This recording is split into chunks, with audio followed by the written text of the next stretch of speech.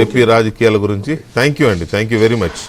ఇది శ్రీధర్ రెడ్డి గారితో ఏపీలో జరుగుతున్న రాజకీయ పరిణామాలు, అలాగే వైసీపీలో జగన్మోహన్ రెడ్డి గారు ఎమ్మెల్యేలకి ఇస్తున్న ట్రీట్మెంట్ గురించి చర్చ. ఇక మనం ఒకసారి తెలంగాణ అసెంబ్లీలో తొలి రోజే బాడీ వేడిగా అసలు నిప్పులు చెరిగారు రెండు పార్టీలు, అధికార పక్షం కాంగ్రెస్, అలాగే ప్రధాన ప్రతిపక్షం బీఆర్ఎస్. చాలా దూకుడుగా ఊహించిన ఇది కాదు, అది ఫస్ట్ డేస్ కదా, కాస్త సాఫ్ట్గా విమర్శలు ఉంటాయి కానీ మరి ఆ స్థాయిలో వెళ్తారు అనుకోలేదు. కానీ బీఆర్ఎస్ వైపు నుంచే ఆ అటాక్ మొదలైంది. గవర్నర్ ప్రసంగానికి ధన్యవాదాలు చెప్పే తీర్మానం చర్చ ప్రారంభించినప్పుడు మొదట ఒకరిద్దరు కాంగ్రెస్ సభ్యులు మాట్లాడినా కేటీఆర్ గారితో స్టార్ట్ అయిన బీఆర్ఎస్ అటాక్ తీవ్ర స్థాయిలో వెళ్ళింది కాంగ్రెస్ పార్టీ మీద.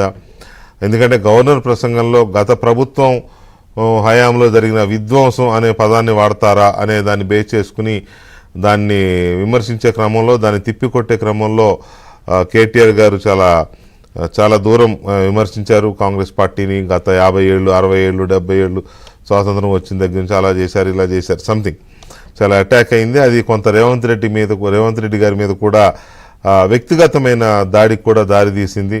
At the same time Congress వైపు నుంచి కూడా ఒకరిద్దరు నాయకులు బీఆర్ఎస్ని కౌంటర్ చేసే ప్రయత్నం చేశారు.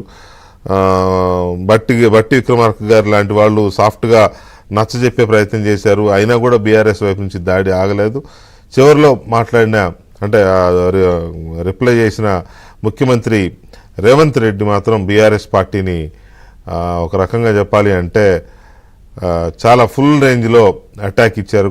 అటాక్ కూడా కౌంటర్ అటాక్నే అటాక్ లాగా మనం అనుకోవచ్చు. కేటీఆర్ గారును హరీష్ రావు గారు మధ్యలో వీళ్ళు మాట్లాడిన దానికి పూర్తి స్థాయిలో ఆయన ఇచ్చారు. కానీ ఆ తర్వాత మళ్ళీ దానికి ఏదో కౌంటర్ చేయాలనుకున్న బీఆర్ఎస్ అనుకొని దాన్ని సద్వినియోగం చేసుకోకపోవడంతో ఇక సభని బుధవారానికి వాయిదా వేశారు. కానీ తొలి రోజే ఇంతగా ఇలా జరిగిందంటే ఇది దేనికి సంకేతం?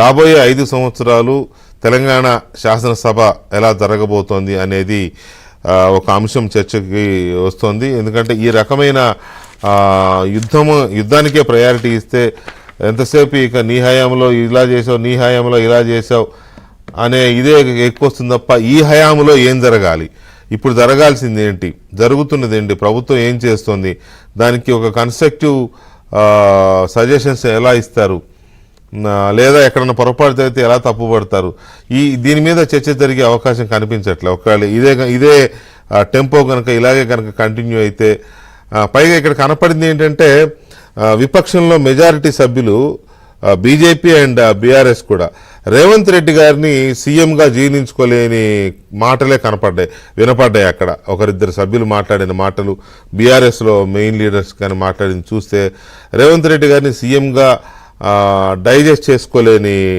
ఒక ఇది కనిపిస్తుంది. ఈ వాతావరణం ఎంతవరకు మంచిది అనేది ఒకటి మనం చర్చించాల్సిన అవసరం.